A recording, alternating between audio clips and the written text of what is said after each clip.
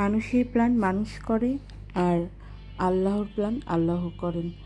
গত বছর আমাদের দুবাই যাওয়ার কথা ছিল, প্লেনের টিকিটও কাটা হয়ে গিয়েছিল, জাস্ট ভিসার প্রসেসিংটা বাকি ছিল।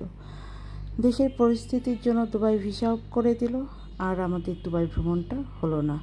যতদূর জানি এখন পর্যন্ত দুবাইয়ের ভিসা অফই আছে। তো আমরা গত বছর দেশের ভিতরে একটা লম্বা ট্যুর করেছি, পুরো একদম রাজশাহী থেকে শুরু করে কক্সবাজার পর্যন্ত অনেকগুলো জায়গা আমরা কভার করেছি।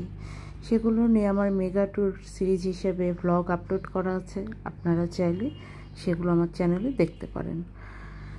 তো এই বছরের শুরুতেই আমরা ফরেন ট্যুর হিসেবে দুটো কান্ট্রিকে বেছে নিয়েছি, সেটার উদ্দেশ্যেই আজকের এই যাত্রা শুরু।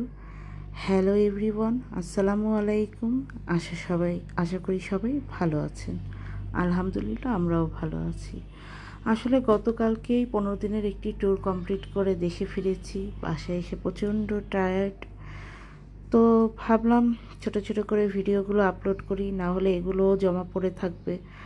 আমার তো আবার কাজ, ভিডিও করার দরকার, একটু একটু করে ভিডিও করে রাখি, বাট আপলোড দিতে গেলে যত রকম অলসতা জেঁকে বসে, তার চেয়েও বেশি অলসতা লাগে ভয়েস ওভারে দিতে। যেমনটি এখন আমি প্রচণ্ড টায়ার্ড ফিল করতেছি, তারপরেও মনে হচ্ছে যে না, এটাও একটা কাজ, একটু এগিয়ে রাখি, দ্যাটস ওয়াই।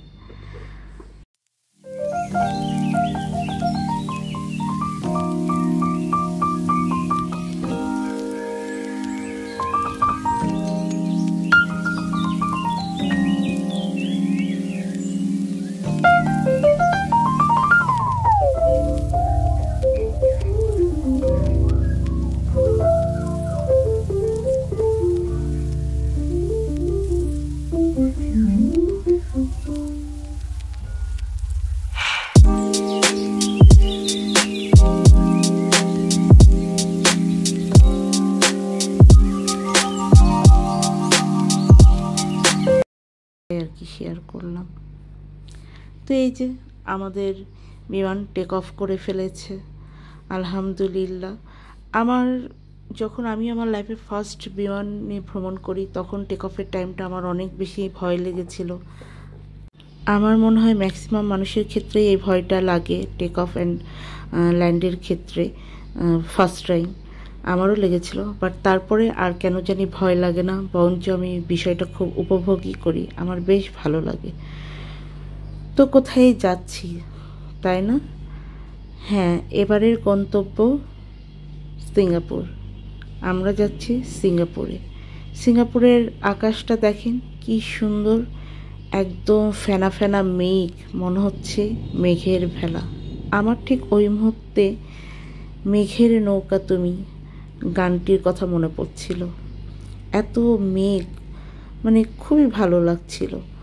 তো যাই হোক, এখন আমাদের প্লেনে যেই খাবারটা সার্ভ করে ওটা সার্ভ করা হবে। তো আসলে আমার এই দিন বেশ ক্ষুধা লেগে গিয়েছিল, কারণ আমাদের ফ্লাইট ছিল যেহেতু সকাল 8টার। আমরা বাসা থেকে ব্রেকফাস্ট করে বের হয়নি, কারণ আমাদের লাউঞ্জে খাওয়ার সুযোগ ছিল। আমরা প্রতিবারই বিমানে ভ্রমণ করার সময় বলাকা থেকেই দেখা যায় লাঞ্চ হোক বা ডিনার হোক বা ব্রেকফাস্ট হোক, ফ্লাইটের শিডিউল অনুপাতে আর কি, আমরা ওখান থেকেই করে নিই। তো এবারেও সেরকমই ইচ্ছা ছিল, বাট ইমিগ্রেশনে এত বেশি লেট করে দিয়েছিল কোনো কারণ ছাড়াই।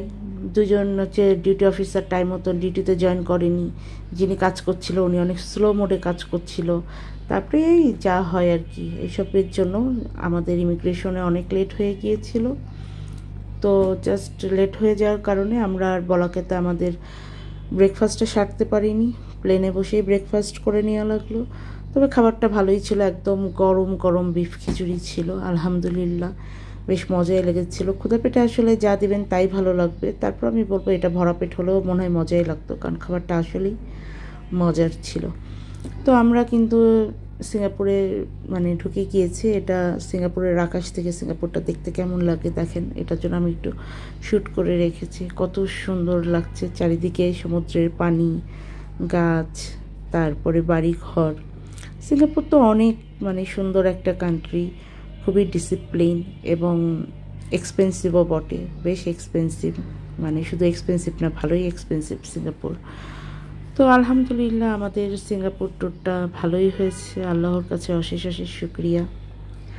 আমরা 4 দিন ছিলাম সিঙ্গাপুরে, তারপরে আরও একটি কান্ট্রিতে গিয়েছিলাম। একসাথে আসলে এবার 2টা কান্ট্রি আমরা ভ্রমণ করেছি। তো আস্তে আস্তে আমি আমার সময় সুযোগ মিলিয়ে ব্লগগুলো ছোটো ছোটো করে আপলোড করার চেষ্টা করব। আপনাদের যাদের আমার ব্লগগুলো দেখার ইচ্ছা থাকবে, তারা যদি এখনও আমার চ্যানেলটি সাবস্ক্রাইব করে না থেকে থাকেন, তো চ্যানেলটি সাবস্ক্রাইব করে নিতে পারেন। আর যারা অলরেডি সাবস্ক্রাইব করেছেন তাদেরকে অসংখ্য ধন্যবাদ। তো আপনারা ভালো থাকবেন, সুস্থ থাকবেন, আপনাদের সবার জন্য দোয়া থাকবে, আমাদের জন্যও দোয়া রাখবেন।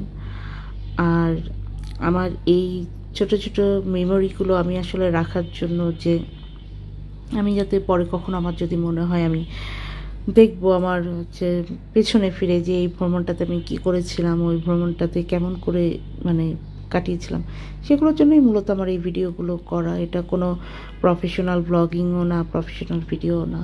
সো ভুল ত্রুটি নিশ্চয়ই এখানে থাকবে। সো আশা করি ভুল ত্রুটিগুলো সবাই ক্ষমা সুন্দর দৃষ্টিতে দেখবেন এবং একটু বোঝার চেষ্টা করবেন যে আমি কোনো প্রফেশনাল ব্লগার না, এবং প্রফেশনাল হ্যান্ড দিয়েও কিন্তু ব্লগিং মানে ভিডিওগুলো নেওয়া না। সো আমার ভুল ত্রুটি থাকাটাই স্বাভাবিক। আশা করি আপনারা সেগুলো বুঝবেন এবং ক্ষমা সুন্দর দৃষ্টিতে দেখবেন।